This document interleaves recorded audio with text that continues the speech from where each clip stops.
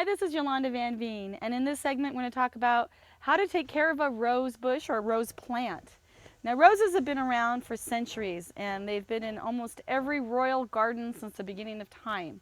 And as long as humans have been on Earth, they've taken their roses with them.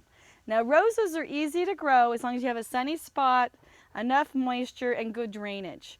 Now, this area right here where I've got a couple roses is not the best area for them because they're under the eaves, they don't get watered enough. And they have too much shade in the afternoon. They really want some heat in the afternoon. And so they're reaching a little bit for the sun. But they still survive with very little care. So when you're taking care of your roses, make sure if you fertilize that you use nitrogen only in the spring and early summer because that makes the foliage and makes it lush and green.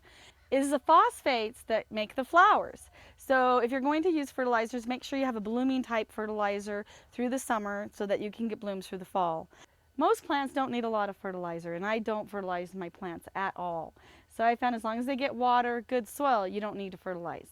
Now my rule of thumb with pruning is never prune more than 1/3 of the plant back at any one time. And when you're pruning, you want to cut where the stem meets another leaf. At that point, that is where you make your cut, and try to cut at an angle. But as long as you trim it back and any of the Medusa-like stems, you will find that your rose will fill in really well in the future. The best time to really prune your roses back is in the early spring so that they can fill up and they look gorgeous for the next summer. And then the rest of the year you just trim it back and make it look more uniform, and you can enjoy your roses all summer long.